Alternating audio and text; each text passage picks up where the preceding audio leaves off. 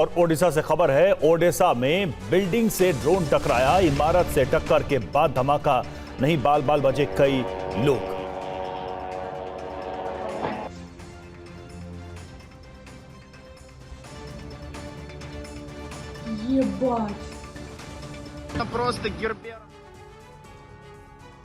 और बदल रहे मौसम को देखते हुए पुतिन ने एक ऐसी रणनीति के तहत यूक्रेन पर हमले शुरू कर दिए हैं जिसमें ज़ेलेंस्की या तो खुद सरेंडर करेंगे या फिर उन्हें यूक्रेन की जनता सरेंडर करने के लिए मजबूर कर देगी। ये रणनीति है चरणबद्ध यूक्रेन को हिमयुग की तरफ ले जाने की, जिसमें पहले पूरे देश में अंधेरा कायम होगा और फिर बर्फीली त्रासदी में ज़ेलेंस्की को घुटने टेकने पर मजबूर किया जाएगा। देखिए पूरी रिपोर्ट।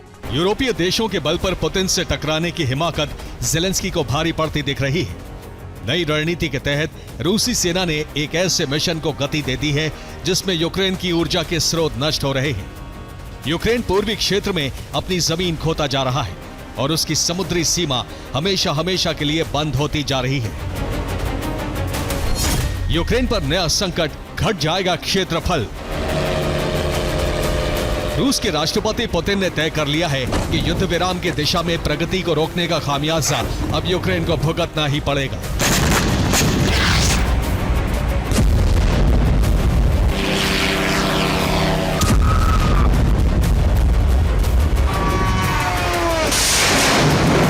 फिर चाहे यूरोप सक्रिय हो या नेटो, वो जंग के लिए तैयार है, जिसके संकेत रणभूमि के नीतिगत एक्शन से उन्होंने दे दिए हैं।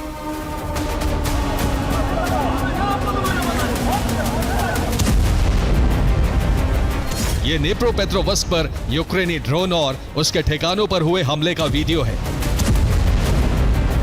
यहां पिस्चानोय के पास रूसी सेना ने बारूदी तबाही से यूक्रेनी सेना को दहला दिया। यह ज़ेपोरिज़िया के सुपरमार्केट का वीडियो है जिसमें रूसी हमले से पहले का दृश्य है और ठीक इसके बाद रूस ने भीषण हमला कर पूरे क्षेत्र को दहला दिया।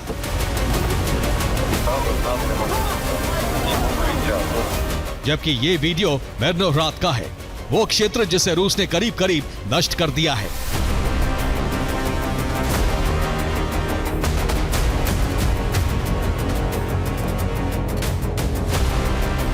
और इसमें अहम बात यह है कि रूस ने इन हमलों के तुरंत बाद एक और वीडियो जारी किया है जिसमें नेप्रोपेट्रोवस्क के पोस्चानोय गांव को कब्जे में लेने का दावा किया गया है। इन हमलों का सीधा मतलब यह है कि अब पुतिन क्षेत्रीय सीमा के विस्तार के अभियान पर हैं और जीत ही उनका एकमात्र लक्ष्य है।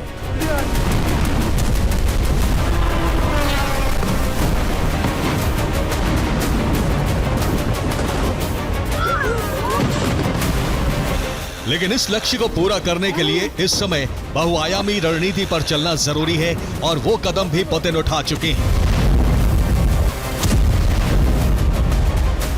रणनीति है यूक्रेन में अंधकार का राज कायम करना, जिसके लिए पुतिन ने यूक्रेन के ऊर्जा संयंत्रों का विनाश शुरू कर दिया है।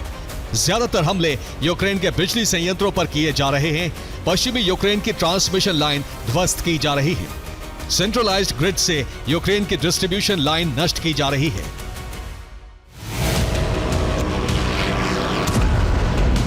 अमेरिकी media house the Washington post का दावा तो यहां तक है कि अब यूक्रेन में ब्लैकआउट करने से रूस महज एक कदम दूर है, लेकिन ज़ेलेंस्की फिर भी हार मानने को तैयार नहीं है।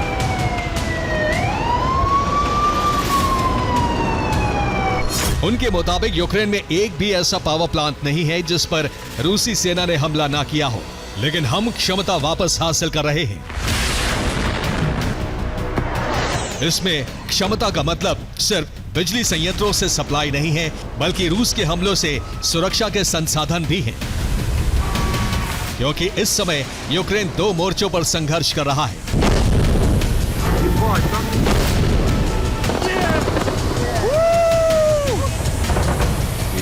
पहला, रूस के हमलों से परमाणु संयंत्रों की सुरक्षा और दूसरा, क्षतिग्रस्त ऊर्जा संयंत्रों की मरम्मत। इनमें से किसी भी मोर्चे पर कामयाबी अभी दूर है।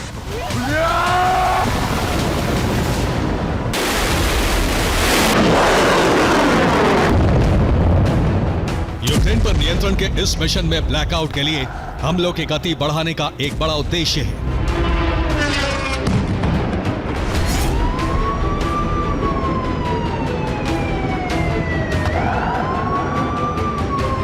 मकसद यह है कि यूक्रेनी नागरिक और सेना बर्फबारी के बीच ज़ेलेंस्की के खिलाफ विद्रोह कर दे और ज़ेलेंस्की खुद घुटने टेकने पर मजबूर हो जाए।